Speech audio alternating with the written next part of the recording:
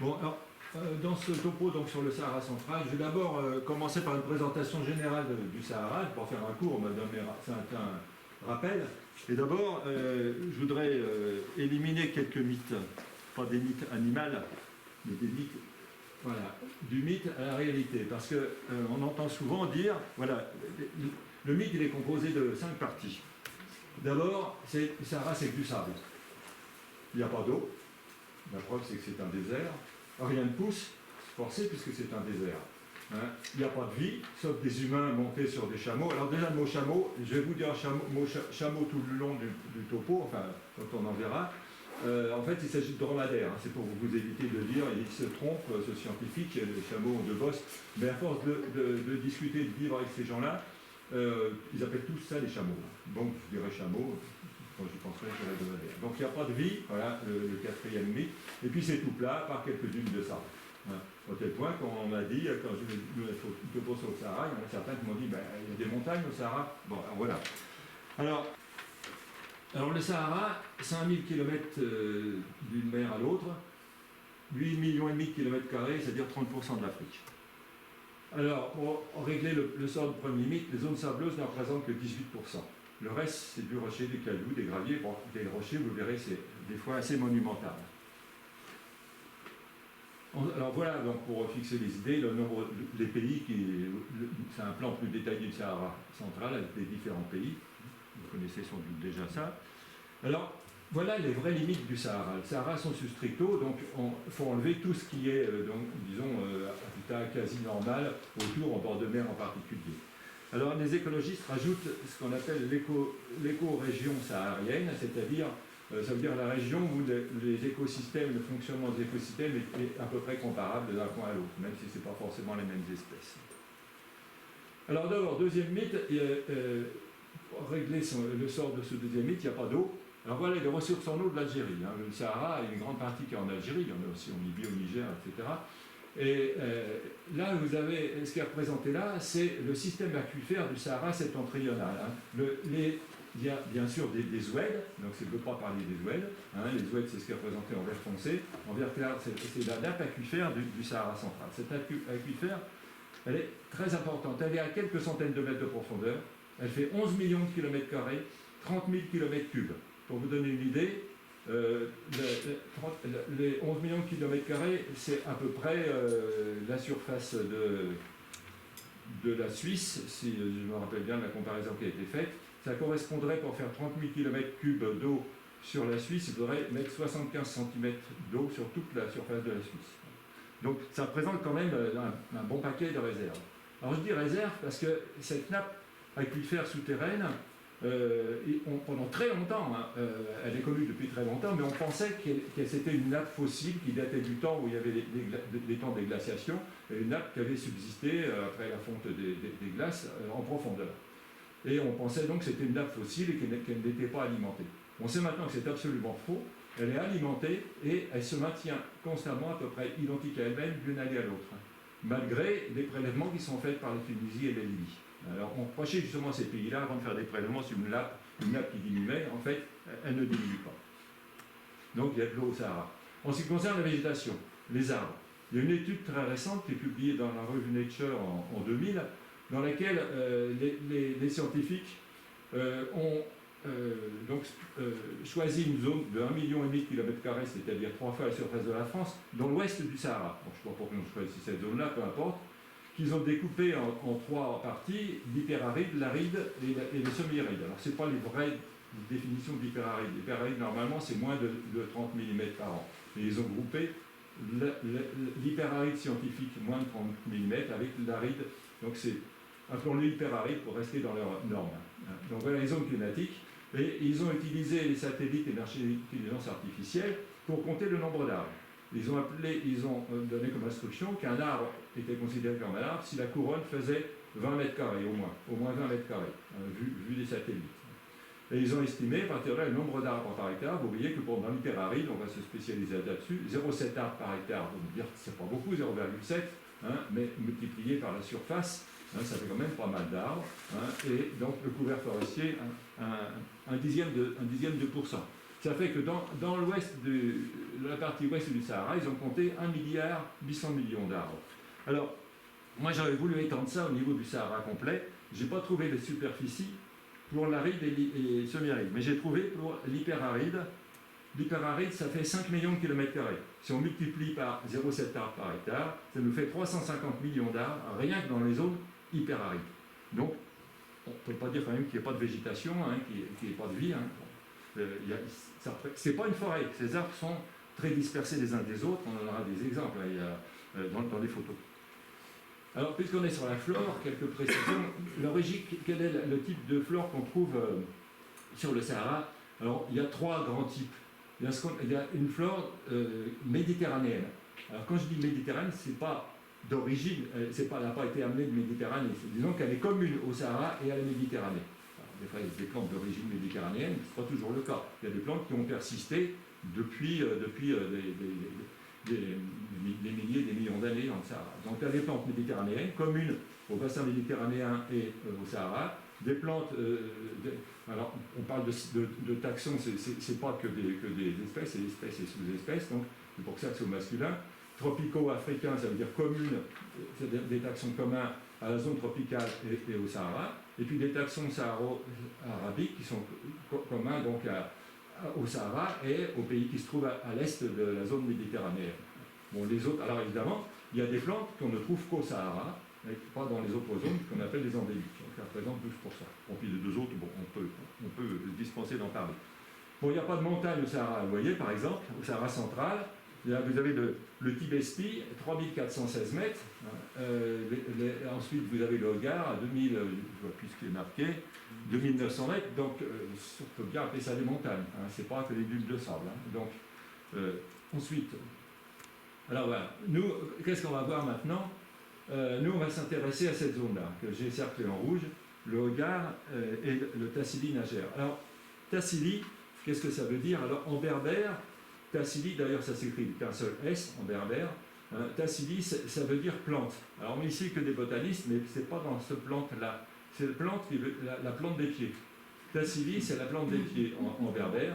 Et ça désigne, vous allez voir pourquoi ça la plante des pieds, ça désigne en fait les plateaux graisseux qu'on trouve dans le Sahara. Le graisse se forme par action de l'eau sur le sable, enfin, il y a un certain nombre de phénomènes. Et les plateaux qu'on trouve dans les montagnes du Sahara sont des zones relativement plates. Vous allez voir, ce n'est pas toujours le cas d'après les photos. Et donc, le fait que ça soit plat, ils ont comparé ça, sans doute, je suppose, à la plante des pieds. Voilà pourquoi Tassili. Et j'ai appris aussi, récemment, préparant cet exposé, en regardant les bouquins, que normalement, on ne doit pas dire le Tassili, mais on doit dire la Tassili. Et des Tassili, il n'y a pas que le Tassili Najer. Quand on demande aux Français qui sont allés au Sahara, où est-ce que vous êtes allés, ils disent je suis allé au Tassili. Et tout le monde comprend un Tassili Najer. Mais il y a des dizaines de Tassili. Il y a le Tassili du Hogar, il y en a d'autres. Donc dès qu'il y a un plateau graisseux, c'est un Tassili. Alors, puisqu'on a choisi le Hogar et le Tassili Najer, voilà, alors le nombre total d'espèces, il était tout à l'heure, j'ai oublié de le faire remarquer. 1620 taxons seulement. C'est pas beaucoup, c'est sûr, par comparaison à chez nous, mais pour une zone soi-disant désertique, c'est quand même pas mal. Alors pour Hogar et Tassili, voilà le nombre d'espèces, 339 et 428, et les endémiques, 60 et 76.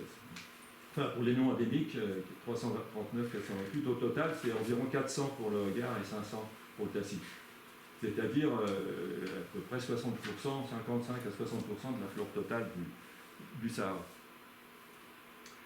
Alors, voilà notre périple qu'on va faire. On va regarder des plantes, on verra quelques paysages, bien sûr, mais je ne vais pas vous faire une diapo de paysage, donc j'ai surtout, bien sûr, basé sur les plantes, mais il y aurait quand même certains paysages qu'on ne peut pas se passer de les montrer, tellement ils sont extraordinaires.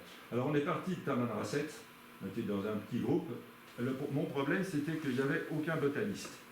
Aucun botaniste et aucun archéologue spécialisé dans les gravures. Ouais, parce que je vous ai mis quand même quelques gravures tout à l'heure, parce que c'est dommage de faire une projection sur la région de Janet sans montrer les gravures. Il y a des gravures rupestres quand même assez intéressantes. On ne parlera pas essentiellement de ça, on parlera de plantes. Mais au passage, on verra les gravures. Alors, c'était un petit groupe, donc mon problème, c'est qu'après, quand j'ai voulu interpréter les photos, j'ai eu du mal. Bon, j'ai pioché dans des bouquins, dont je vous montrerai à la fin quelques exemples de des vidéos.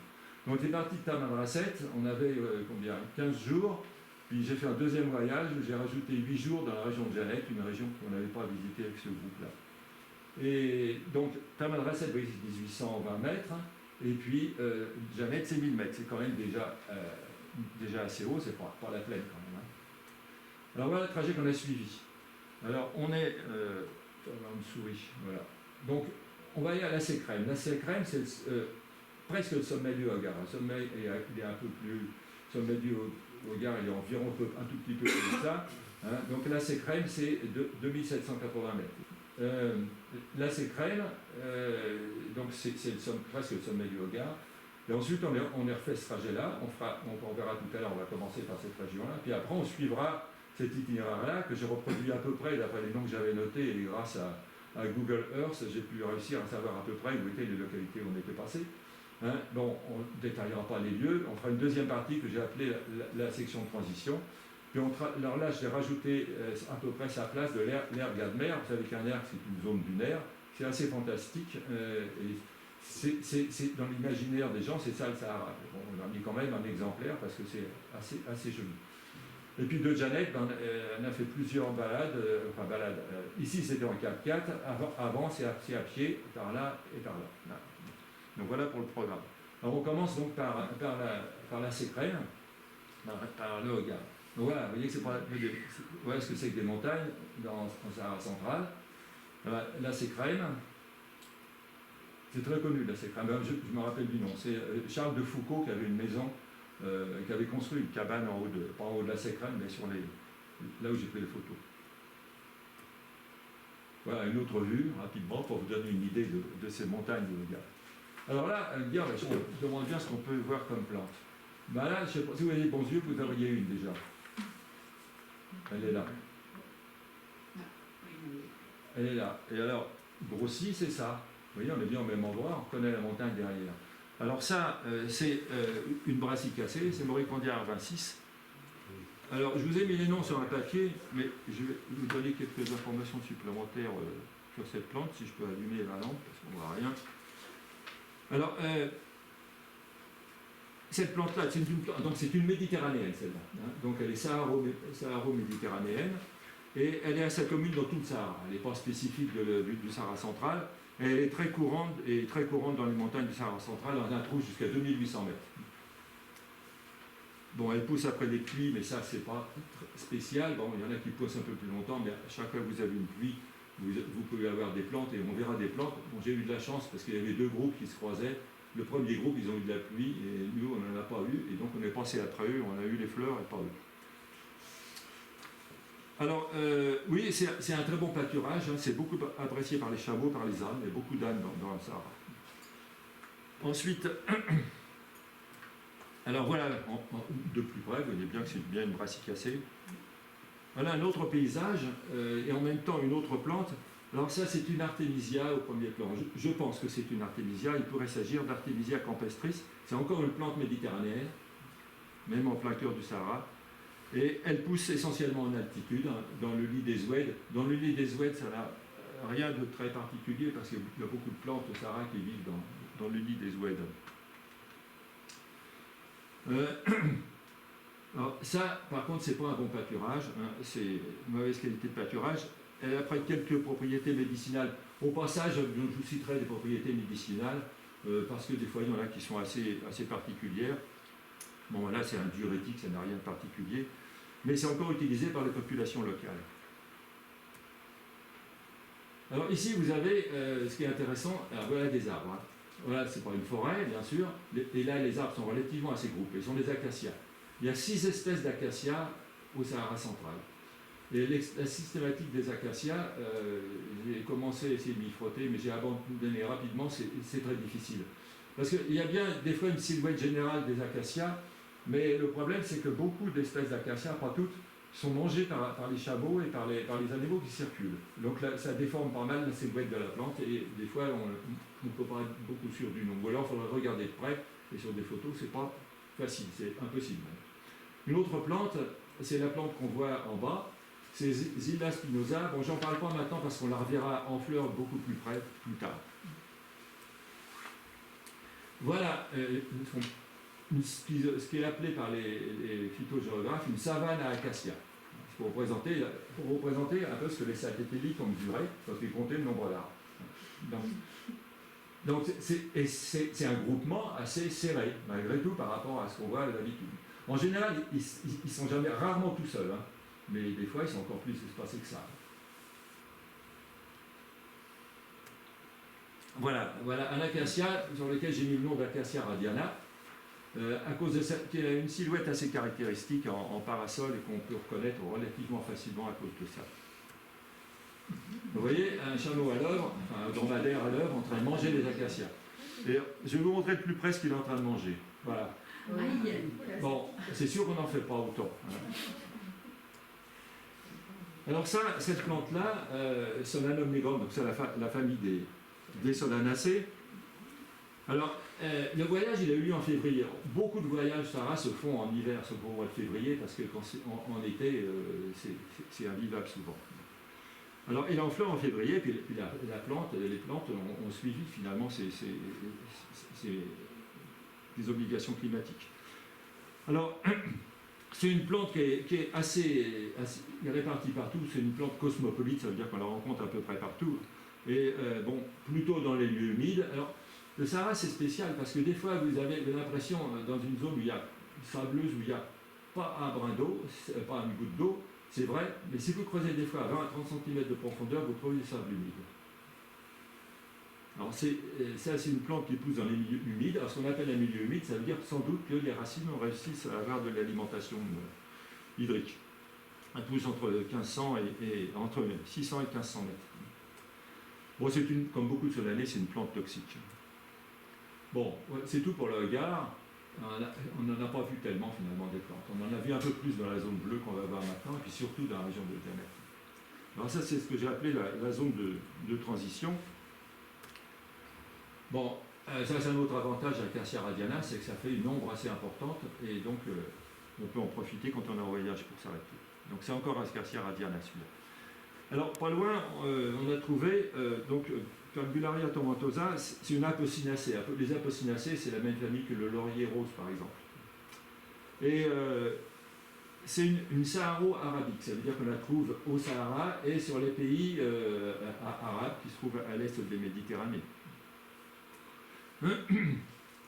Alors, elle est particulière, cette plante, parce que c'est intermédiaire entre une liane et un arbuste. C'est-à-dire que quand la graine produit sa première tige, eh bien la tige, elle n'a pas de support et elle a tendance à essayer de grimper, mais comme elle peut. Et puis, s'il y a une deuxième tige qui arrive, elle s'enroule autour de la première et ça, petit à petit, on a une plante qui arrive à grimper. Donc c'est pour ça qu'on peut dire que c'est à la fois une liane et un arbuste. Alors c'est une plante qui ne vaut mieux pas toucher, hein, elle brûle les mains quand on la touche. Je l'ai su qu'après, moi je me suis contenté de la photo heureusement. Et donc évidemment elle n'est pas broutée. Hein, les chameaux ils doivent supporter les petites épines, mais peut-être pas la chimie de cette plante. Et c'est son latex en fait qui est dangereux. Et alors ce qui est assez curieux, c'est qu'elle est utilisée en médecine traditionnelle comme épilatoire. Alors évidemment, si elle brûle la peau, on voit qu'elle brûle les poils. Alors ça, c'est mon interprétation personnelle. Là, voilà les fleurs de cette plante. Alors ça, vous connaissez sans doute ça, peut-être, vous l'avez vu, hein, c'est la Cistanche tinctoria, qu'on appelle aussi Cistanche felipea. C'est une revanche. Alors c'est une saharo-méditerranéenne, donc à la fois bassin méditerranéen et Sahara. Alors, elle existe aussi en Espagne d'ailleurs, hein, et dans l'est de la Méditerranée. Bon, elle peut atteindre 20 à 80 cm, hein, et les tiges, les grosses tiges peuvent atteindre entre 3 et 5 cm de diamètre. C'est quand même assez gros quand même. C'est bien que les orobanches, c'est jamais tout fin, mais quand même. Hein. Alors cette plante, elle est parasite, comme toutes les orobanches, sur certains arbres. Dans ce cas-là, c'est soit la tamarix, le pubicaria, les atriplex, etc. Bon, là, on ne voit pas ces plantes-là. C'est un très bon pâturage, paraît-il. Et c'est même consommé par les Touaregs sous forme de farine cuite. Je ne sais pas quel genre de farine ça fait, je n'ai pas eu l'occasion de goûter. La voilà en plus près. Alors ça, c'est une autre artémise. C'est l'Artemisia judaica, celle-là, qui est l'astéracée, sous-espèce sahariensis. C'est une saharo-arabique aussi, donc comme l'autre de tout à l'heure. Elle existe aussi en Égypte et en Arabie. Et alors, mais la sous-espèce sahariensis est endémique du Sahara et du Sahara central. Donc là, on a affaire effectivement à une endémie, sous-espèce endémique. Alors, il y en a il peut y avoir des peuplements assez beaux et assez serrés, jusqu'à 2000 mètres d'altitude. C'est une plante très odorante, il y a un arbuste qui peut atteindre 1,50 m. Et c'est un pâturage médiocre, mais qui a beaucoup de vertus en médecine traditionnelle. Alors, je vous donne quelques exemples, il y en a beaucoup. Troubles digestifs, grippe, vermifuge, etc. Enfin, vous pouvez imaginer ce que vous voulez.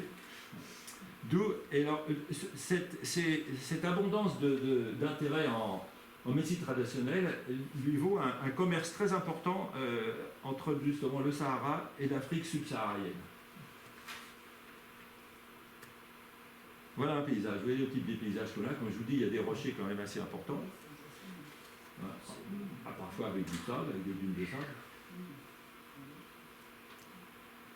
Alors ça, vous avez en France, les vaches regardent passer les trains. Et bien là, c'est les ânes qui regardent passer les 4x4.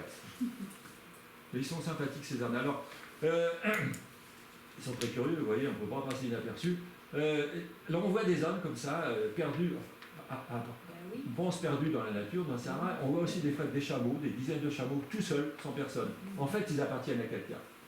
Ils sont près des pistes, bon, et ils mangent ce qu'ils peuvent trouver à manger, et ils ne s'éloignent pas de ces zones-là, et donc les propriétaires peuvent les récupérer comme ils veulent. Ils ne sont pas gardés, il n'y a pas besoin.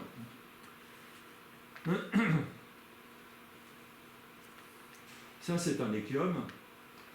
C'est l'échium pycnotum sous espèce humilée.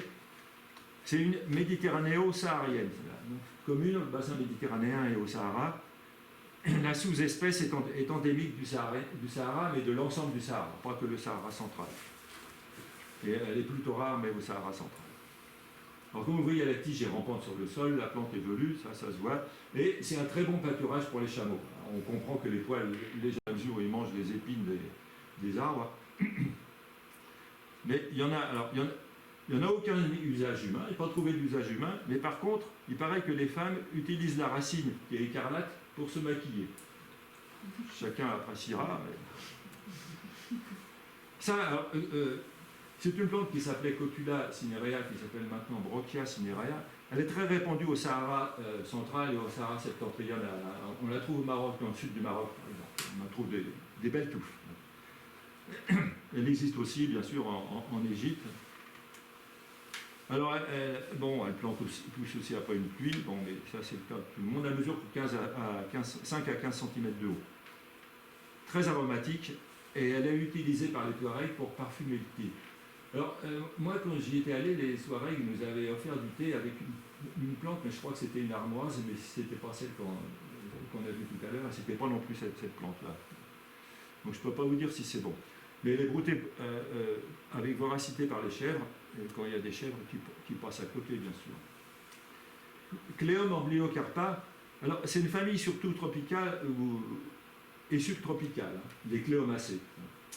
Et cette plante, elle est fréquente au Sahara central et on la trouve aussi en Afrique tropicale. Alors, elle peut atteindre 20 à 50 cm de haut. La fleur est minuscule, mais elle est très belle. Je vous en ai fait un gros plan ici. C'est une très belle plante. Et elle a une odeur, par contre, qui n'est pas très agréable, odeur fétide. C'est une plante hallucinogène qui provoque des étouffements. Mais c'est justement, sans doute pour ça qu'elle est utilisée en médecine traditionnelle. Alors, elle est utilisée en friction ou en cataplasme contre les rhumatismes. Ça, Cassia italica, c'est origine du Soudan, et Soudan et Sahara. Elle est présente dans tout le Sahara, de 400 à 1500 mètres d'altitude. Elle est très ramifiée. Bon, vous voyez que les feuilles ont des folioles assez importantes. La feuille, c'est tout l'ensemble de folioles. Et les fleurs sont en grappe. Voilà une vue rapprochée. C'est une plante qui est très laxative, parricide, on ne l'a pas goûtée, mais elle est évitée par les herbivores. Il faut croire qu'ils y ont goûté aussi. Et en médecine traditionnelle, elle est quand même utilisée, évidemment, comme purgatif. Alors, voilà une plante très intéressante. Ah, pardon, j'ai oublié qu'il y avait des paysages. Donc voilà, en passant, pour pas qu'il n'y ait que des plantes. Voilà. Vous voyez qu'on n'avait pas les premiers. Alors voilà une plante très intéressante, c'est celle qu'on ne voit pas bien là, verdâtre. La rougeâtre, on la verra tout à l'heure, c'est Stipagrostis pingens, c'est une poacée qu'on verra beaucoup plus en détail tout à l'heure. Et l'autre, c'est Citrulus, c'est une cucurbitacée, c'est une coloquinte. Voilà. Et alors, je vous promets qu'on ne s'attend pas à voir ça quand on va au Sahara central. Bon, c'est une coloquinte, bon, elle n'est pas comestible malheureusement. Alors, on la trouve dans tout le Sahara, ainsi que dans les régions méditerranéennes. Mais c'est quand même assez extraordinaire de trouver au Sahara. Elle a des tiges longues, des tiges rampantes. Voilà un détail de la plante. Alors le fruit, on est au mois de février, il n'est pas mûr. Normalement, les bandes vertes, vous voyez, il est à gauche, les bandes vertes disparaissent et le fruit devient tout jaune quand il est mûr. Alors, par contre, c'est un fruit qui est apprécié par les animaux, par les ânes, par les gazelles, parce qu'il leur fait un apport important en eau. Vous avez déjà vu sur une coloquinte ou une citrouille, c'est gorgé d'eau. Et même les Touaregs l'utilisent, mais pas tout cru, ils la font bouillir plusieurs fois, sécher et broyer pour faire de la farine, et ils mangent ça en galette. Je ne vous ai pas fait goûter. Cette autre plante, c'est Solanostema argel. Alors, argel, j'ai fait une faute d'orthographe, il n'y a pas de H dans le nom d'espèce. Alors, c'est une apocinacée aussi, c'est une saharo-arabique. Donc, très répandue au Sahara central, dans les zones rocailleuses et sablonneuses, entre 500 et 1600 mètres. Alors, les fleurs sont en une ombelle très, très odorante, paraît-il. Bon, là, on a des fruits qui sont tachés de violet, comme vous voyez, ils contiennent beaucoup de graines. Et c'est une plante qui est très peu appréciée des herbivores. Mais elle est utilisée comme savon pour le corps, pas par les animaux, mais par les humains, pour le corps et pour le linge. Je regarde ces choses intéressantes en médecine traditionnelle. Il y a un truc qui est curieux. Le suc des tiges, il y a un suc, la sève des tiges, paraît-il, est un collyre pour les yeux très efficace. Très bon. Bon, on n'a pas essayé non plus, on croit sur parole. Ah ouais, alors regardez ça, ça fait partie des paysages. Je vous jure que la couleur est la couleur réelle. C'est extraordinaire. Extraordinaire. Je n'ai pas été tout seul à prendre des photos. Regardez un peu. C'est magnifique. C'est lunaire. C'est dû à quoi? Ah ça, je ne sais pas. Alors, nos guides, ils n'étaient pas ni botanistes ni géologues. Ils faisaient qu'ils étaient employés par une agence de tourisme. C'est impossible d'avoir l'enseignement. Donc, je ne sais pas à quoi c'est dû. Alors, on rencontre aussi assez fréquemment, parce qu'évidemment, on suit les pistes quand on fait ce trajet-là. On ne va pas se perdre. Et donc, les caravanes, elles suivent les pistes aussi. Simplement, elles font le trajet à pied, alors que nous, pour ces cas-là, on est en 4x4. Ils font plusieurs milliers de kilomètres à pied comme ça. Alors, ils transportent du foin, c'est de la paille, d'un bout du Sahara à l'autre, sans doute pour des pays qui en ont besoin. Mais c'est pas rare. Les jours, la semaine qu'a demandé la traversée longitudinale de Tamanrasset à Djanet, on en a rencontré bien 4 ou 5. Alors voilà, ça nous permet de discuter un peu avec le chef de caravane. Donc, là, il est en train de nous demander quelques billets. Ça, c'est encore une solanacée. C'est ce qu'on appelle vulgairement la jusquiame blanche. C'est Iociamus muticus. Alors, c'est une saharo-arabique. Et elle pousse, paraît-il, jusqu'en Iran, dans les ouest sablonneux, limoneux. Alors, je vais dire là, c'est pas un oued, mais ça peut être un oued, parce qu'en fait, les oueds, le trajet que suit l'eau encore plus abondante, il peut varier beaucoup. Donc, un oued peut être très large, ça ne veut pas dire qu'il y a de l'eau partout au même moment. Et les pistes, souvent, elles suivent les oueds, et c'est pareil pour les pistes. Vous êtes sur une piste, vous voyez aucune trace de roue. Et c'est simple, ça veut dire que les pistes, ça peut être très large. Je peux supposer par exemple que d'ici où vous prenez la photo jusqu'à la dune, c'est une piste. Nous, on s'imagine avec nos yeux d'occidentaux qu'une piste, c'est ce qu'on voit par exemple dans les Alpes pour une route non goudronnée. Donc ça n'a rien à voir. Ça peut être très large et ça peut bouger d'une année à l'autre selon les dunes. Alors cette jusquiame, elle vit sur les sols limoneux, sableux. C'est une plante très toxique et hallucinogène pour l'homme, mais pas pour les animaux, y compris les autres mammifères que nous. C'est assez curieux. Voilà la fleur, c'est une jolie fleur. C'est assez gros comme fleur. C'est quand même 1 ou 2 cm. Une autre vue. Alors là, on arrive presque au bout du trajet intermédiaire. On est presque à ce que j'ai appelé l'aire Gadmer tout à l'heure. On le voit au fond, l'aire Gadmer. On a une zone qui pourrait correspondre à ce que s'imagine, disons, une personne qui n'a jamais été au Sahara et qui n'a aucune idée là-dessus, s'imagine qu'il n'y a que du sable que du sable. On arrive et il ne pousse rien. On arrive dans une zone comme ça. Alors on est sur les monts Tisnar. Les monts Tisnar, donc c'est la montagne qu'on voit à droite, et puis on va traverser ensuite, en 4x4 bien sûr, les dunes qu'on voit au fond. Les monts Tisnar, je dis, ils ne poussent pas grand-chose. Donc c'est les seules plantes que j'ai trouvées, je ne sais pas ce que c'est. Et puis, disons qu'on a l'impression quand on arrive là qu'on est vraiment dans un endroit ultra désertique, où rien ne pousse, où rien ne vit, ni plantes ni animaux. Regardez, difficile de voir une plante. Alors, regardez, quand je dis que rien ne survit, ni plantes ni animaux.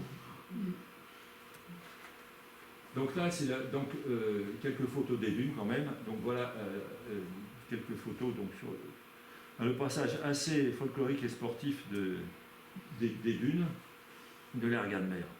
Bon, on s'est enlisé bien sûr, enfin, on s'en est sorti. Ensablé. Je vous trouve quelques paysages de dunes, parce que ce serait dommage de montrer le Sahara sans montrer quand même les dunes. J'en ai fait des dizaines de photos, mais j'en présente que quelques-unes. Regardez un peu ce que ça donne le soir. C'est joli quand même. Jusqu'au fond, c'est des dunes. Et après, on arrive à Djamet. Alors ça, c'est bien sûr donc le dattier, le palmier dattier, Phoenix dactylifera. Alors bien sûr, c'est une oasis à Djamet, il y a beaucoup de palmiers dattiers. Les palmiers dattiers, ils poussent quand il y a un minimum d'eau. On verra aussi, c'est le cas du laurier rose, on en verra un peu tout à l'heure, et il pousse aussi que quand il y a de l'eau qui n'est pas loin. Si on ne voit pas l'eau, c'est qu'elle est en dessous, ou alors près des barres d'eau. Donc dans les oasis, Djamet c'est dans une oasis, sinon c'est pour ça qu'il y a des habitations, et donc il y a beaucoup de palmiers dattiers. Et il y a aussi beaucoup d'habitants. Donc on arrive là dans la troisième zone. Alors c'est la zone où existent les gravures rupestres, donc on en verra au passage. Donc on a suivi à peu près cet itinéraire-là. C'est difficile à dire exactement parce que sur la carte n'est pas très précise. Mais vous allez voir, c'est là qu'on a vu finalement, dans cette zone-là, et puis la suivante qu'on verra après vers Essen-Vilaine, c'est là qu'on a vu le plus d'espèces. Le Tassil linagère est vraiment très très riche par rapport aux autres régions qu'on a pu voir dans le Sahara. Il est extrêmement riche aussi en animaux et en plantes. Et puis il y a les gravures en plus, donc c'est pour ça que c'est très touristique. Surtout la partie entourée en bleu. Alors, il n'a plus question de prendre un 4x4 parce qu'on est vraiment au pied de falaise. Donc on peut monter sur le plateau puis redescendre de l'autre côté que par marche à pied. Et donc les 4x4 sont remplacés par les arbres, à part qu'on ne monte pas dessus. Ils se chargent de transporter les bagages. Voilà, donc les vallées, par où passent les sentiers pour monter donc, sur le plateau du Tassili. Alors voilà, Globularia alipone. Alors, elle n'est pas spécifique au Sahara central, cette plante, vous l'avez déjà vue en Tunisie. C'est un arbuste méditerranéen. Peut atteindre 1 mètre, il pousse dans les fissures des rochers dans les montagnes. Et puis aussi ailleurs, moi je l'avais vu en dehors de zones rocheuses. Alors voilà une plante peut-être plus intéressante. C'est une brassicacée, c'est Erenobium aegyptiacum avec sous-espèce Longisilicum. Alors c'est une plante herbacée, une Saharo arabique, celle-là aussi. Hein. Elle peut être pérenne ou annuelle selon les situations, selon qu'il y ait pluie ou pas. Et c'est une plante assez basse, hein. Le tige peut être long, mais assez basse, elle a son maximum de 25 cm. Alors les plantes sont cotonneuses, ça leur donne un aspect feutré, et les fleurs varient du blanc au violet. Celle-là, elle est intermédiaire. C'est une jolie plante quand même. Elle vit dans les dunes, dans les zones sableuses, et elle pousse seulement après la pluie. Comme je vous disais qu'on a croisé le groupe qui a eu de la pluie à Janet, ben c'est grâce à eux, grâce à eux. Ils n'ont pas eu de chance, mais tant mieux pour nous. Et elle donne des fruits qui sont des siliques. Puis elle disparaît. C'est une plante très, disons, en un mois, elle fait tout son cycle. Ce qu'on appelle les éphémérophytes. Elle profite de la pluie pour germer, faire une tige, faire des fleurs, faire des fruits, et des graines qui retombent au bout d'un mois. Et ils attendent la pluie suivante. Et c'est un très bon pâturage pour les animaux, paraît-il. Alors, cette région-là, il y a pas mal de surplombs au-dessus des zones où on peut marcher à pied, des surplombs rocheux ou des espèces de grottes. Et c'est dans ces zones-là qu'on voit les gravures rupestres. Vous voyez le type de paysage dans lequel on est. C'est pas vraiment des grottes, hein. On peut sortir à peu près n'importe où, mais il y a beaucoup de surplombs et c'est là qu'on y trouve des gravures. Alors ce brave homme qui était un de nos guides, eh bien, il nous attend pour nous expliquer ce qu'on voit sur la gravure. Bon, je dis brave homme, bon, juste une parenthèse, il n'est pas tellement brave. Pour vous raconter une anecdote, à cette époque-là, il y a des Maliens, vous voyez où est le Mali, c'est de l'autre côté du Hogar, il y a des Mali qui allaient travailler chez Kadhafi en Libye. Ils marchaient à pied, traversaient tout à pied, ça fait, je ne sais plus, peut-être 1000 km. Et il y a des cairns qui leur permettent, en montagne, il y a des cairns qui permettent de s'orienter, et ce type-là, systématiquement détruisait tous les cairns qu'il voyait. C'est pas très sympathique, surtout dans un milieu comme ça. Je ne sais pas pourquoi. Il y avait une haine sans doute des gens qui venaient du Mali. Alors, voilà un exemple de gravure rupestre. Alors, ouais, les gravures, bon, on va en parler un petit peu, bon, pas très longtemps, mais en fait, vous savez, on arrive à les dater avec quelques centaines d'années près, on les date avec assez de précision. Alors, il y a des techniques modernes utilisées par les archéologues pour faire ça. Mais nous, le touriste de base, on peut déjà avoir des idées de ce qui est récent ou pas.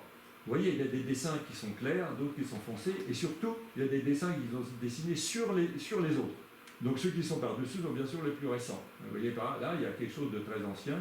Là, sans doute aussi, hein, on va grossir, on peut voir ce que c'est. Vous voyez ici, vous avez une autruche. Là.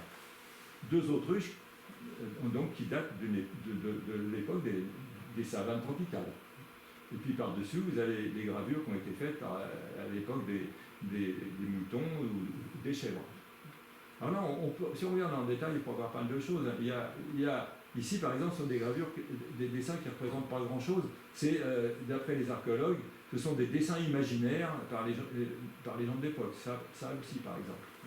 Ici, on a un animal, bon, je n'ai pas pu déterminer ce que c'est, mais je ne l'ai pas trouvé dans les livres. Donc, c'est un animal sans doute pas de la période de l'Europe tropicale, parce que le dessin est trop récent, mais je ne sais pas ce que c'est comme animal, sans doute des périodes postérieures.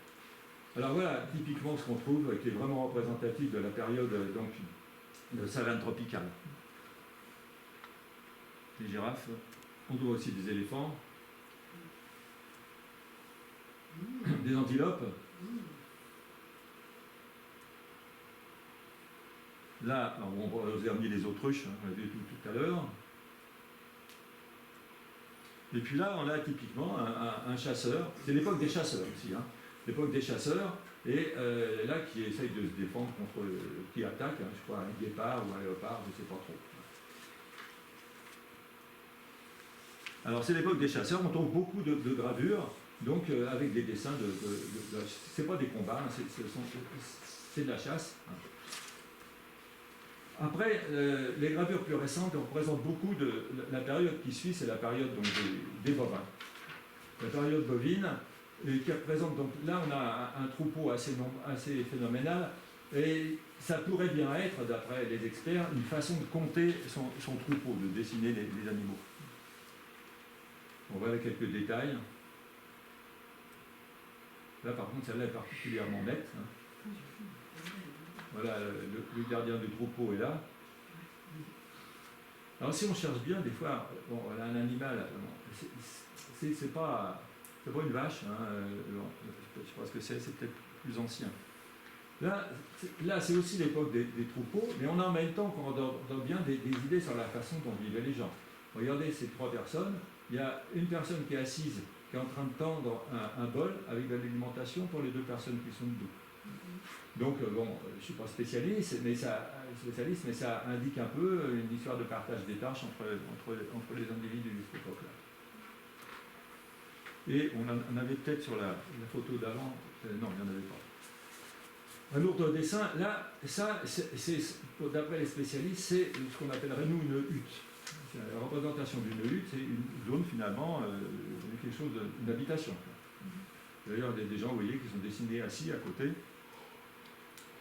Là alors, c'est l'époque toujours des bovins, et ça, c'est un chien.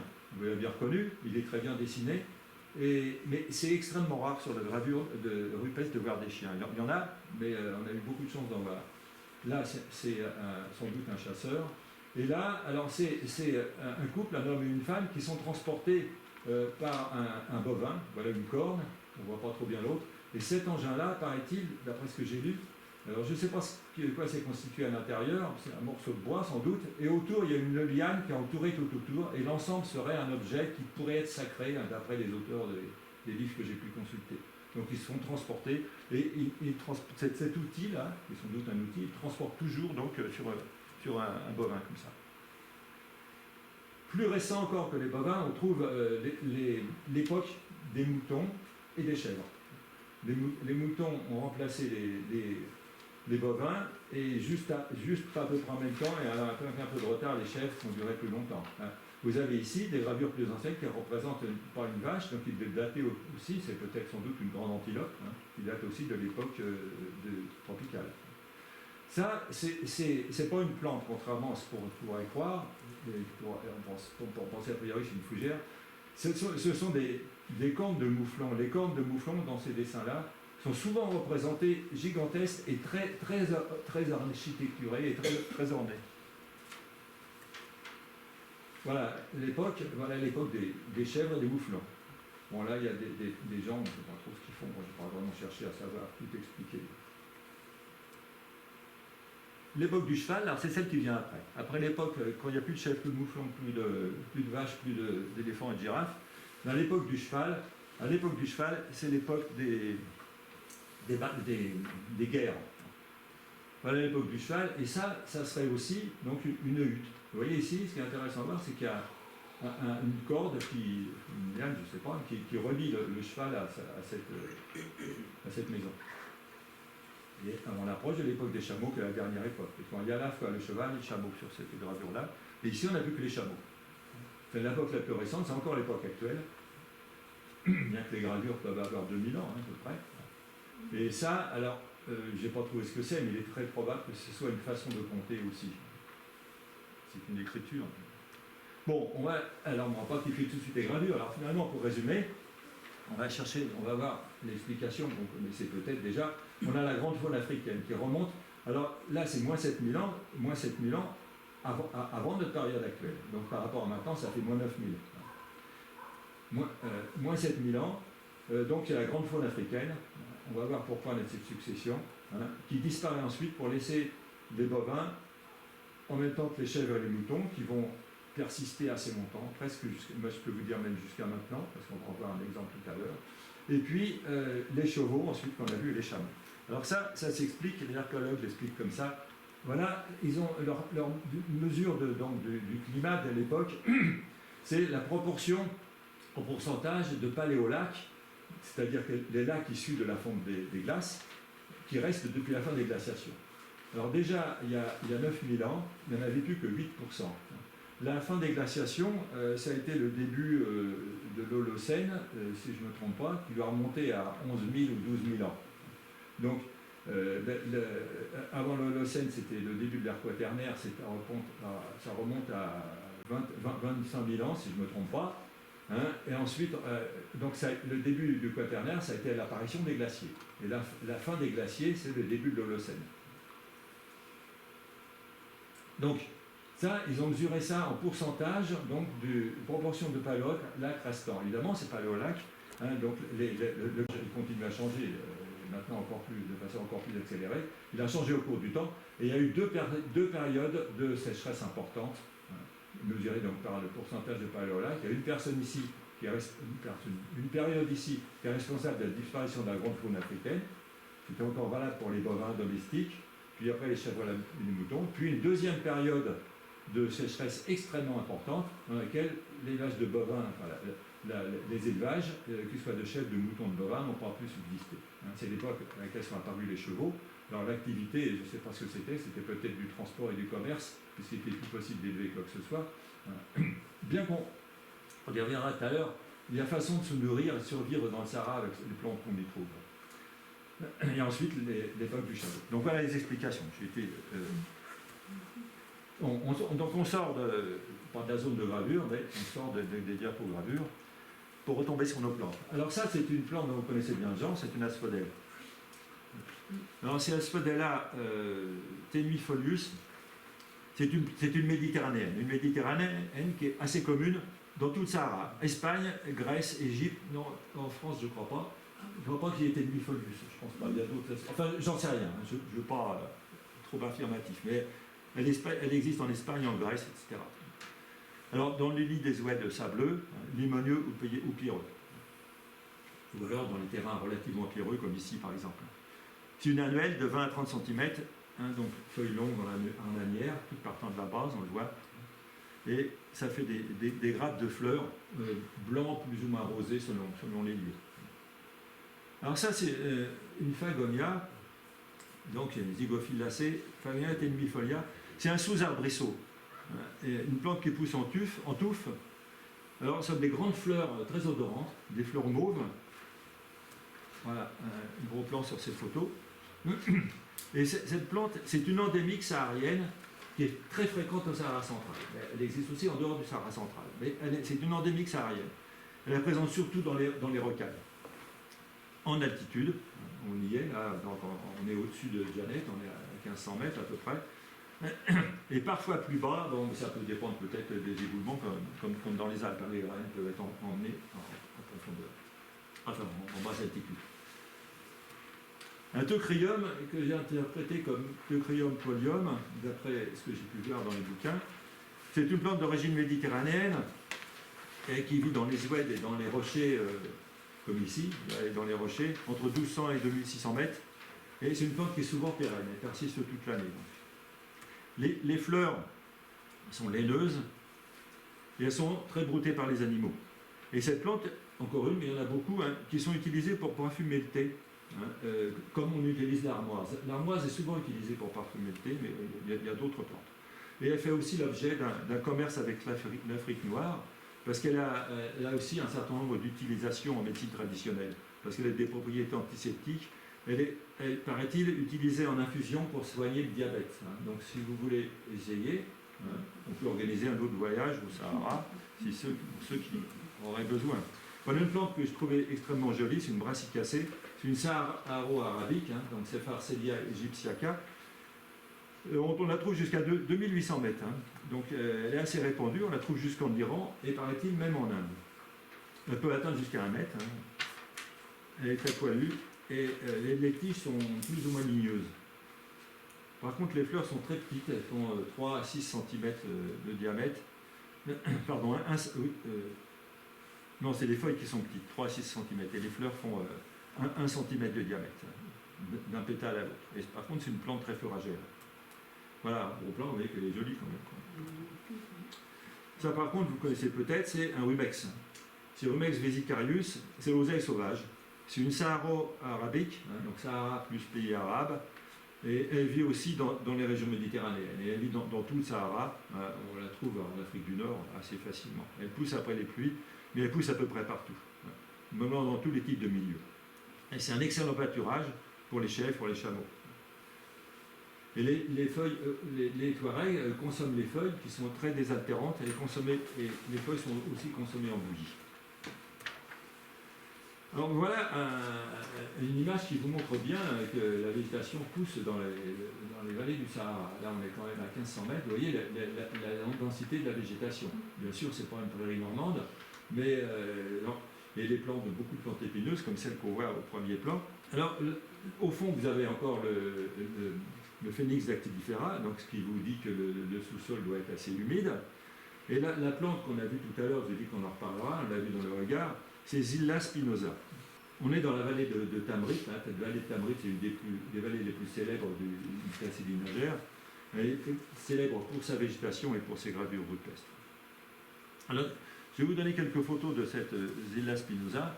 Vous voyez, elle peut avoir en fait cette plante, c'est une plante extrêmement épineuse, elle peut avoir des fleurs bleues comme des fleurs blanches, apparemment sur le même pied. Vous voyez comme elle est belle. Et vous voyez les épines? Eh bien, elle est encore broutée par les chameaux, les dromadaires. Je ne sais pas comment ils ont le palais, mais je ne comprends pas. Bon, je n'ai jamais été voir dans le palais d'un chameau, mais... Ça, c'est une lavande. Qui l'eût cru? C'est une lavande, alors, Lavandula antinea. C'est une endémique du Sahara central. Endémique du Sahara central, ravin pierreux, canyon, lits rocailleux des ouèdes, moyenne et haute montagne. C'est un sous-arbrisseau qui est très aromatique, comme les autres espèces de lavande. Mais les tiges sont assez grêles, les feuilles sont très découpées, on les voit par là. J'ai pas le gros plan SISOP sur la photo suivante, mais c'est juste pour montrer les fleurs.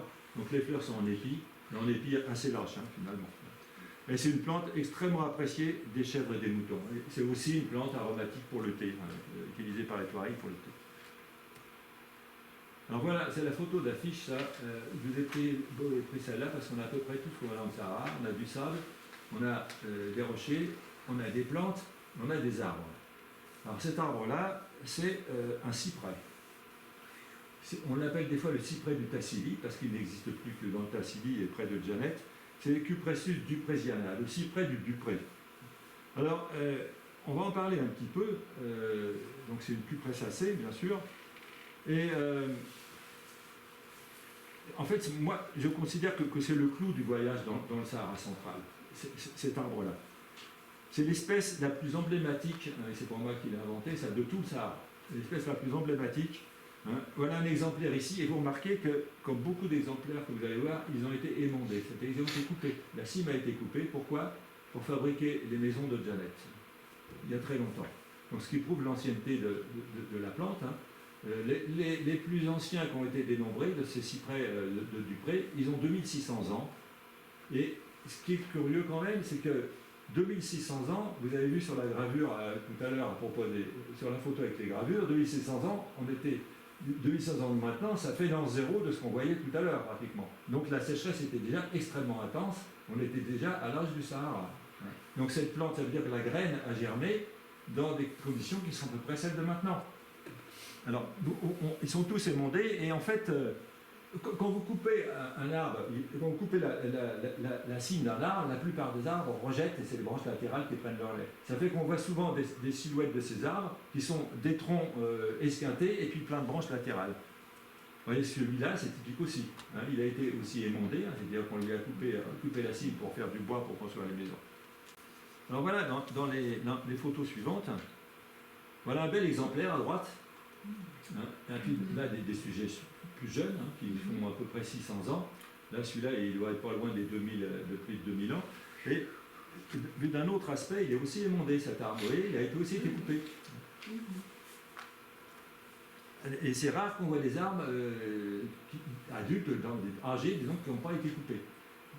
Et vous voyez la silhouette typique, bon, c'est toujours le même groupe d'arbres, la silhouette typique d'un cyprès, vous la reconnaissez là. C'est pas du tout la silhouette qu'on voit chez les arbres émondés, ça n'a rien à voir avec une silhouette de cyprès. Là, voilà la silhouette de cyprès.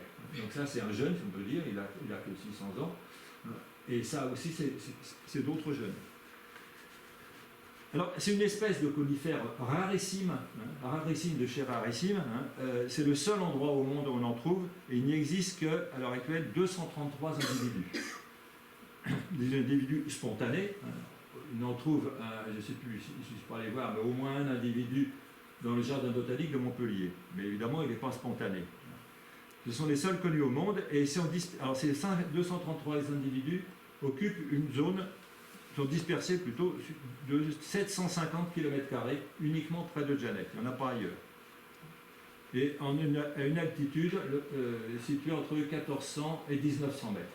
Et c'est peut-être ça qui leur a permis, donc qui leur permet de vivre, parce qu'il y a peut-être un petit peu d'eau en profondeur, et puis il y a l'altitude, et il fait malgré tout moins chaud que dans la vallée.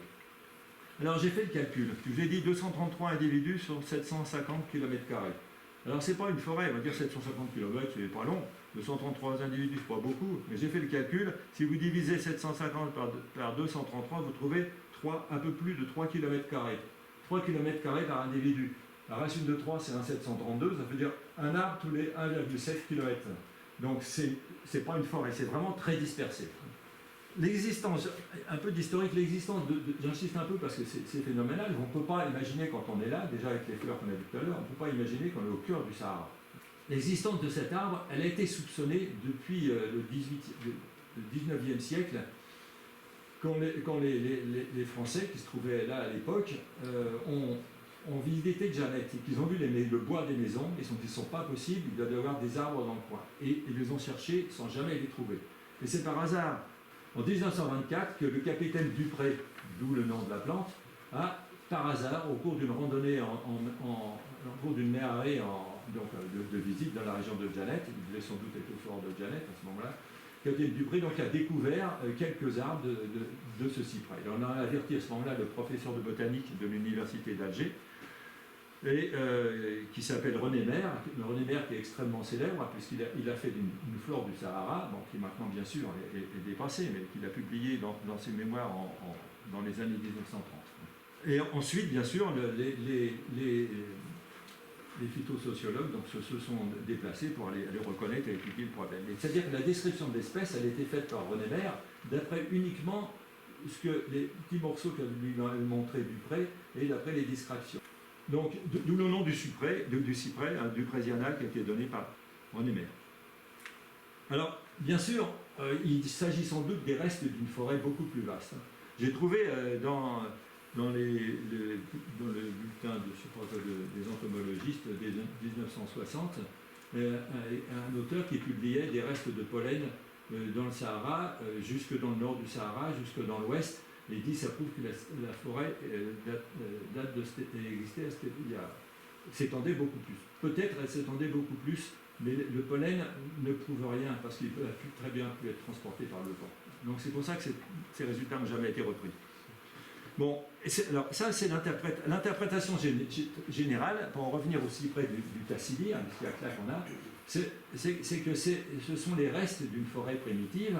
Et donc ce sont des peuplements survivants et qui sont condamnés à disparaître. Vous trouvez ça dans tous les livres, presque tous du moins. Et ça traîne partout.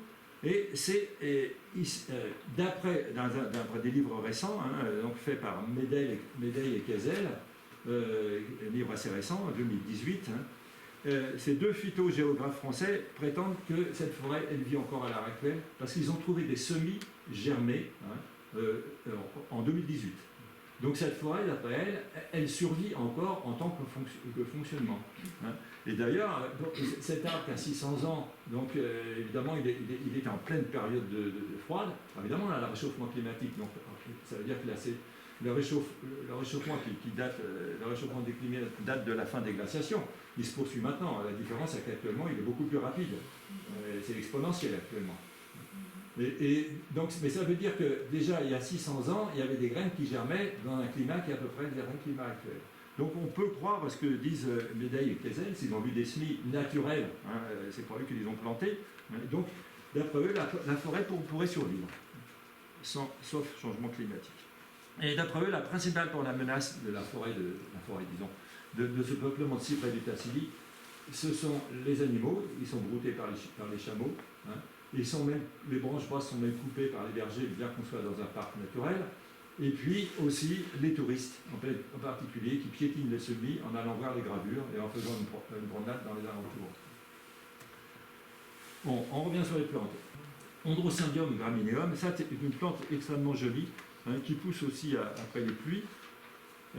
c'est la famille des colchiques, colchicacées. C'est une saharo-méditerranéenne. Elle pousse dans les zones sableuses, dont le sous-sol est humide. Donc on en trouve beaucoup dans cette région-là. Alors il y a les petits bulbes, la souche est souterraine bien sûr, ça fait une rosette au ras du sol, comme vous le voyez. C'est une plante toxique et elle est évitée par les animaux. Ça c'est un silène, le silène du Hogar, bon bien sûr qui ne vit pas que dans les Hogars. C'est une endémique du Sahara central, celle-là. Sable humide et les ouèdes à l'ombre des rochers. C'est une annuelle de 20 à 30 cm. Voilà, on voit mieux là, les feuilles et les fleurs. Les feuilles sont opposées. C'est un très mauvais pâturage et il n'a aucune utilisation particulière. Ça, c'est une plante peut-être plus intéressante. C'est une russe, Ucearcia avant, Tripartitus. C'est une saharo-méditerranéenne. Elle est répandue de l'Afrique du Nord à l'Égypte et dans le Sahara. C'est un bois très dense et rouge foncé. Les rameaux sont très épineux, comme vous pouvez voir là-dessus. Et les feuilles et folioles, quand vous ne faites pas attention, vous dites que ça ressemble à des feuilles de chêne. En fait, ce qui ressemble à la feuille de chêne, c'est uniquement les folioles. Voilà une feuille entière, ça fait tout ça. Donc ce sont les folioles qui miment un peu de loin certaines feuilles de chêne. Et les fruits sont comestibles. Donc, voilà. Les fruits, ils font 3-5 mm. Bon, dernière partie du trajet, la visite au canyon d'Essen-Vilaine. C'est un canyon très encaissé. Et on y trouve aussi pas mal de plantes. Alors voilà, non, bon, ça c'est pour vous dire que finalement sur le trajet, on voit à peu près le même type de paysage. On n'est pas encore dans le canyon, mais toujours des acacias indéterminables pour nous, et puis des plantes, on va voir de plus près. Voilà, celle-là, c'est une plante qu'on a vue précédemment, j'ai dit qu'on en reparlerait, on l'a vu quand on a vu les colocyntes. C'est Stipaspingea. C'est une poacée, une poacée très intéressante. Elle est extrêmement fréquente au Sahara, on la trouve aussi au Soudan, en Égypte, dans les zones ensablées. Et il y a des endroits, paraît-il, où on n'en a pas vu, on les trouve tellement denses qu'on a l'impression que ce sont pas des pelouses, vu la taille des plantes, mais on a l'impression que ce sont des plantations, ce qui n'est pas le cas. Alors, les feuilles sont très rigides, elles sont piquantes au sommet et elles sont enroulées sur elles-mêmes en long. On devine d'après les extrémités. Et c'est un excellent pâturage. Alors, il en existe, je vous disais, de vastes pâtures homogènes et très abondantes dans les herbes stabilisées, dans le lit des ouèdes à sol sabloneux. Les Touaregs peuvent même, donc elle est très appréciée par le bétail, et en plus, les Touaregs récoltent les fruits régulièrement. Les fruits sont pilés et consommés en bouillie et en galette. Donc si vous voulez, c'est pour ça que je vous dis qu'on peut, dans une certaine mesure, vivre sur ce qu'on trouve au Sahara. On a vu pas mal de plantes qui ont des applications, d'autres qu'on peut manger. Par exemple, les colocyntes, après avoir bien fait cuire le produit. Là, on a une plante qui se récolte pratiquement comme le blé, à part qu'il n'y a pas de moissonneuse. Et donc, il y a des plantes extrêmement intéressantes pour la survie. Alors là, c'est encore Artemisia judaica, qu'on a vu déjà au début de la balade. Alors on trouve aussi dans les zones où il y a du sable, c'est intéressant, c'est les traces. On voit un grand nombre de traces. On a vu des traces d'humains tout à l'heure, bon, c'est pas original. Mais là, on a une trace d'animaux qui sont sans doute des insectes et peut-être ceux-là. Ça, c'est. Alors, je ne crois pas déterminer l'espèce. C'est un ténébriolide, sans doute des adesmia. Et là, la couleur, elle n'est pas exagérée. C'est vraiment extraordinaire aussi, ça. Alors, des oiseaux. Alors là, je ne sais pas si ce sont des perdrix. Je sais qu'il y a beaucoup de pigeons au Sahara, dans les zones telles que celle-là. C'est peut-être simplement des pigeons. Il laisse aussi des phrases, puis un lézard. Alors celui-là, il est assez remarquable, ce lézard. On l'appelle, je ne dis pas de bêtises, le lézard à doigts frangés. Regardez les doigts, vous voyez. Les doigts sont frangés parce qu'ils ont plein d'épines. Alors il est très courant, on l'a rencontré souvent. Alors on a des traces, on ne joue pas sur les traces. Par contre, voilà ces traces que moi j'ai interprétées, bon, je connais vaguement les traces de chez nous, j'ai interprété comme une trace de lapin ou de lièvre, parce que ce qui est caractéristique chez ça, ce serait les pattes arrière, ça les pattes avant, et quand ils courent, donc les pattes arrière passent avant les pattes avant, et elles sont toujours latérales, les pattes arrière, et donc ils iraient dans ce sens-là. D'après les guides, c'est pas du tout, d'après ce que nous ont dit les guides, c'est une trace de fennec. Je veux bien les croire. Les traces de fennec sur Internet n'ont pas cette allure-là. Bien. Bon, alors là, on va entrer vers le canyon d'Essen-Vilaine. Là, on arrive à l'entrée du canyon. Alors ça, c'est un figuier. Le Ficus salicifolia. Donc voilà les fruits. Alors on est au mois de février, ce sont des vraies figues. Elles sont comestibles par les humains, mais elles ne sont pas mûres. Donc elles sont bleuâtres ou rougeâtres quand elles sont mûres. Alors voilà une plante. Je vous la mets parce qu'elle est belle, mais je n'ai pas réussi à l'identifier. Je n'ai jamais vu sa photo sur les bouquins que j'avais, ni dans les flores. Par contre, cette plante, elle est intéressante. Si vous allez au Sahara, ne la touchez pas, ne la respirez pas. Elle est très dangereuse, mais elle a beaucoup de vertus médicinales. C'est le Calotropis procera, ce qu'on appelle le pommier de Sodome, mais c'est un arbre extrêmement répandu dans tout le Sahara, dans le Sahel, en Afrique orientale, on la retrouve même aux Indes. Le plus souvent sur le sol sableux, dans les zones dégradées ou surpâturées, de 800 à 2300 mètres. Il peut atteindre 4 mètres de haut, celui-là est un peu plus petit. Alors sa caractéristique, c'est qu'il y a un latex extrêmement abondant. Si vous arrachez une feuille ou que vous faites une blessure, vous le voyez vite fait. Le latex il est sécrété par toute la plante, hein, des racines jusqu'aux feuilles. Oui, voilà, des fruits, des fleurs, des fleurs et des fruits et puis des feuilles. Les feuilles sont persistantes, elles peuvent mesurer jusqu'à 30 cm de long et 15 cm de large. Et l'inflorescence, donc elle a des fruits qui sont globuleux. Les fleurs font à peu près 2 cm, elles sont assez grosses quand même, et des gros fruits qui vont atteindre 5 à 10 cm. Le bois utilisé pour faire des selles de dromadaire ou des piquets. Donc c'est un bois assez robuste. Alors les feuilles fermentées, elles produisent, alors ça c'est intéressant comme plante, elle est légère à part qu'elle est assez toxique. Elles sont utilisées, les feuilles, fermentées parce qu'elles produisent du méthane. Et le méthane est utilisé à des usages domestiques par les populations locales. Je ne sais pas comment on ici prennent. Et le latex renferme de la calotropine, parce qu'elle s'appelle Calotropis procera, ça, on s'en serait douté. Et calotropine utilisée pour les douleurs dentaires et les ulcères. Alors, vu que c'est toxique, je ne sais pas trop comment ils font pour les douleurs dentaires. Et par contre, c'est comme ça qu'on nous l'a décrit nous, c'est la plante qui rend aveugle. Et pour ce qu'on nous a dit, ne la touchez pas, ne la secouez pas, parce que le latex à l'état brut, bon bien sûr en la touchant on ne fait pas sortir le latex, mais la poussière d'écorce et le latex sont extrêmement dangereux pour les yeux. Rien que la poussière d'écorce. Donc quand on nous a dit ça, tout le monde a fait un pas en arrière. Bon, encore une plante, voilà les fruits. Encore une plante que moi je trouve extrêmement jolie, c'est un Trichodesma africanum. J'ai trouvé le nom dans un bouquin, et le nom de famille, Boraginacée. Moi j'ai trouvé ça assez bizarre parce que ça ressemble à une solanée. Mais en regardant d'autres bouquins, ça se pourrait bien être une Boraginacée, et c'est vrai qu'elle rappelle quand même vaguement la fleur de Boraginacée. Et quand on regarde les feuilles sont extrêmement piquantes. Hein. Bon, je ne crois pas qu'on trouve ça chez les solanés. Voilà, la fleur vue de près, c'est extrêmement joli comme plante. Ça pousse dans les rocailles des rochers. On la trouve également en Afrique et en Asie tropicale.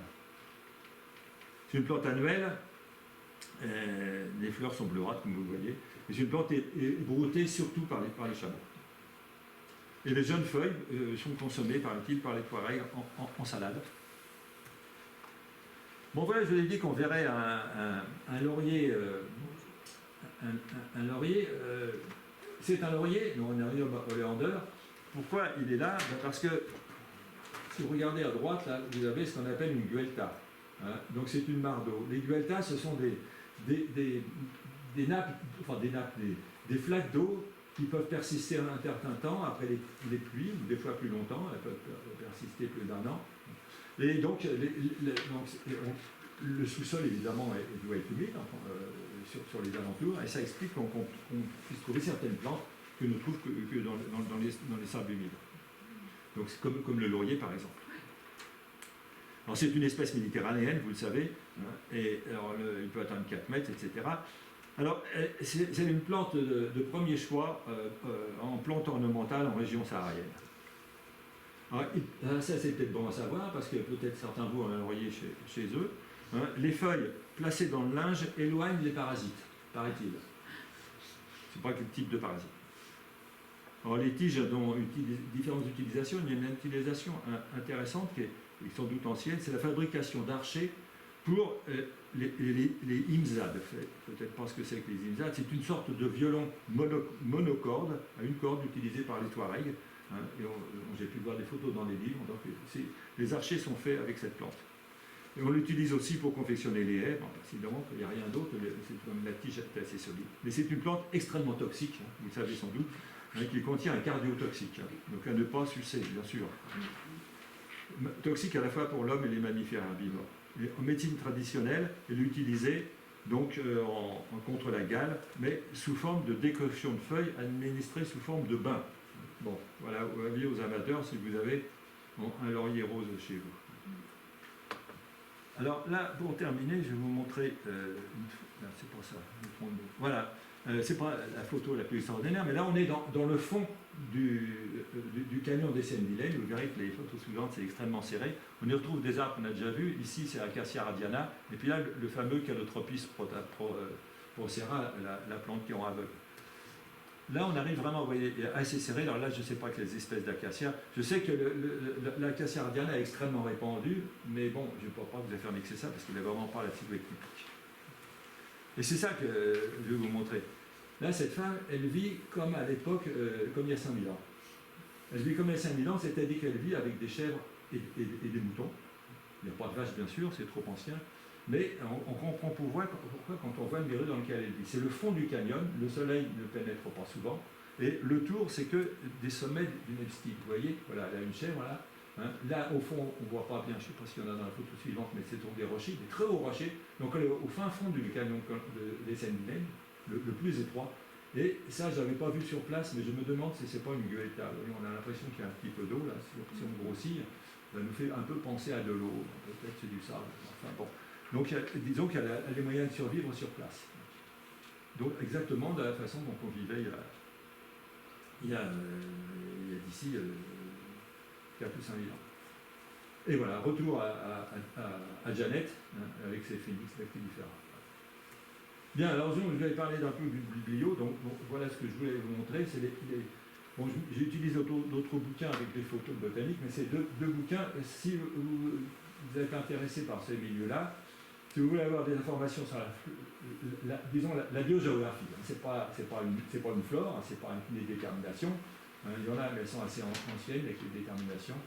Elles datent des années, pas de bêtises, 1970 par là. Donc c'est assez ancien, évidemment tous les noms sont dépassés. Mais pour la biogéographie, on apprend des choses extrêmement intéressantes. Tout ce que j'ai raconté sur cet arbre-là, hein, je l'ai tiré de ce bouquin-là. Donc c'est le bouquin de Frédéric Medel et Pierre Kiesel, hein, qui sont encore ceux de ce monde, si je ne me trompe pas, et du moins au moins Medel. Et donc c'est eux donc, qui prétendent que la forêt, cette forêt-là, hein, vit encore actuellement avec des jeunes semis. Le deuxième livre, c'est le livre dans lequel j'ai trouvé des informations sur les gravures rupettes. On voyait la photo que j'ai montrée tout à l'heure. Voilà, je vous remercie de m'avoir écouté.